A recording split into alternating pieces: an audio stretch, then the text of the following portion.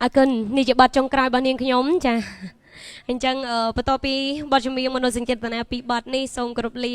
វត្តមានពុកម៉ែពូមីងតែត្រឹមប៉ុណ្ណេះហើយក៏សូមអរគុណទៅដល់ចាបងប្រុសម្ចាស់តន្ត្រីផ្ទាល់ចាដែលបានអញ្ជើញនាងខ្ញុំមកចាមិនបាច់មើលទេម៉ាក់អើយមុខក្រៅហើយមុខក្នុងអត់ដូចគ្នាទេចាក៏ប៉ុន្តែនៅក្នុងហ្នឹងក៏ធីតានៅក្រៅហ្នឹងក៏ធីតាដែរចាហើយបើសិននឹកនាងខ្ញុំអីចាអាចចូលវាយ YouTube មើលបានចាធីតាទៅចាខ្ញុំនឹងបំពេអារម្មណ៍ពុកម៉ែបងប្អូនគ្រប់ពេលវេលាអរគុណចាអរគុណហើយឆ្លៀតឱកាសនេះក៏សូមគ្រប់ជូនពរទៅដល់ម្ចាស់តន្ត្រី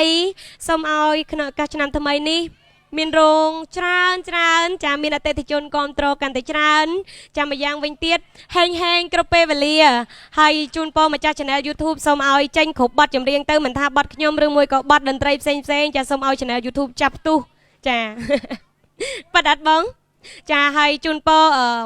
បាន subscribe កាន់តែច្រើនផងដែរអរគុណចាជម្រាបលាវត្តមានពុកម៉ែពូមីងចាបងទាំងអស់គ្នាជម្រាបលា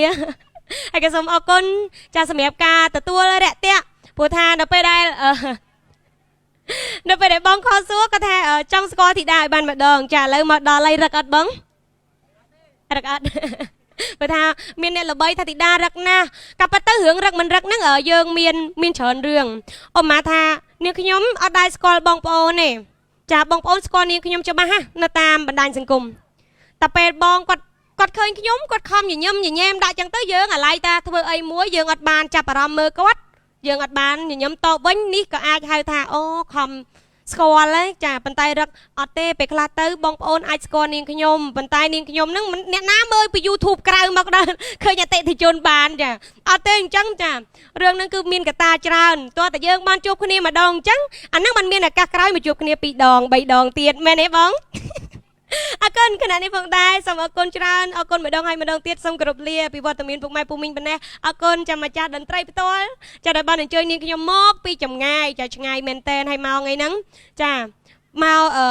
ជូនប័ណ្ណចម្រៀងបានប្រហែលជា10ប័ណ្ណមែនទេបងដូចជាលើសណោះ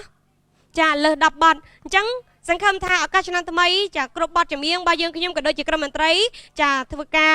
ផ្ទុះចាប់ប៊ូមនៅក្នុង YouTube ឲ្យឆាប់ហើយមានអតិថិជនគ្រប់គ្រងកាន់តែច្រើននៅក្នុងមួយខែជូនពរឲ្យមានរោង28រោងបងណា